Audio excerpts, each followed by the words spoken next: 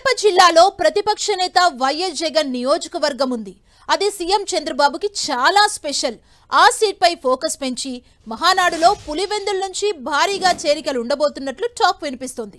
పులివెందులపై రాబోయే రోజుల్లో బలపడాలంటే ఇప్పుడు ఇచ్చే నిధుల కంటే మరిన్ని పెంచాలని స్థానిక నేతల నుంచి డిమాండ్ వినిపిస్తోంది.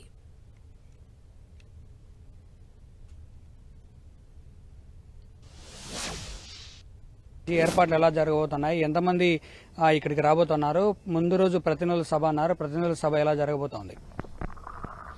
తెలుగుదేశం పార్టీ ఆవిర్భవించిన తర్వాత రాయలసీమలో గతంలో తిరుపతిలో మహానాడు మహాసభలు జరిగింది. తర్వాత రాయలసీమలో రెండవసారిగా కడప పట్టణంలో 43వ తెలుగుదేశం పార్టీ మహానాడు మహోత్సవం జరుగుతోంది. 27, 28, 29 తారీఖు ఈ 3 రోజుల పాటు ఈ మహాసభలుంటాయి. 27, 28 తారీఖులలో తెలుగుదేశం పార్టీకి సంబంధించిన ప్రతినిధుల మహాసభలుంటాయి.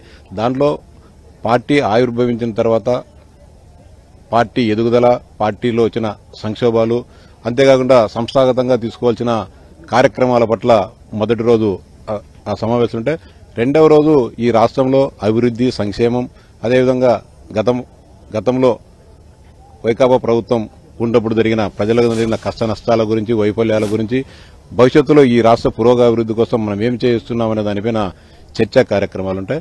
29వ తారీఖున సాయంత్రం 3 గంటల నుంచి ఇదే ప్రతినిధుల ప్రాంగణం పక్కనే దాదాపు 5 లక్షల మందితో భారీ బహిరంగ సభను ఏర్పాటు చేయడం జరుగుతుంది.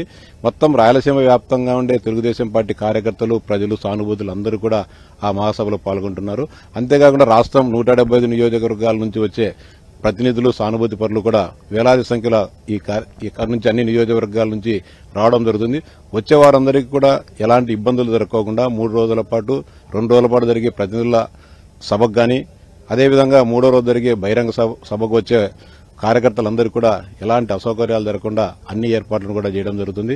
2 రోజుల పాటు జరిగే దానికి గాను జర్మన్ షెడ్లతో వాటిని ఆ వేదికను తయారు చేయడం జరుగుతుంది. వారు వచ్చిన వారందరూ కూడా భోజన వసతి ఏర్పాట్లు కూడా చక్కగా ఎవరికి కూడా ఇబ్బంది లేకోకుండా చేయడం జరుగుతుంది. మొత్తం కడప జిల్లాలో ఉండే అన్ని హోటల్స్ ను, అదేవిధంగా ఫంక్షన్ హాల్స్ ను, వాటన్నిటిని కూడా బాడుక్కు తీసుకుని వచ్చిన వారందరికీ కూడా అకామిడేషన్ ఏర్పాట్లు కూడా చేయడం జరుగుతుంది. మొత్తం కడప జిల్లా యావత్ తెలుగుదేశం యంత్రాంగం అంతా కూడా ఈ 29వ తారీఖు వరకు నిరంతరం అందరికీ రాష్ట్ర వ్యాప్తంగా ఉండే ప్రజలందరికీ అందుబాటులో ఉంటూ వారికి ఏ సమస్య వచ్చినా కూడా వెంటనే అటెండ్ కావడం, వాటన్నింటి కూడా పరిష్కరించి ప్రతి ఒక్కరు కూడా మళ్లీ ఎంత సంతోషంగా ఈ సమావేశానికి వచ్చారో మళ్లీ అదే విధమైన సంతోషంతో వారి ఇంటికి చేరే విధంగా అన్ని చర్యలు కానీ తీసుకోవడం జరుగుతుంది. అంటే ఇప్పటికే పులివెందులకు 2014-19 మధ్య కాలంలోనే కృష్ణానది నీళ్లను తీసుకుని వచ్చి ఈరోజు పులివెందుల నియోజకవర్గంలో తీవ్ర వర్షాభావ పరిస్థితులున్నా కూడా కరువు కాటకాలు లేకుండా ఉన్నాయంటే ఆ రోజు చంద్రబాబు నాయుడు గారు ముందు చూపుతో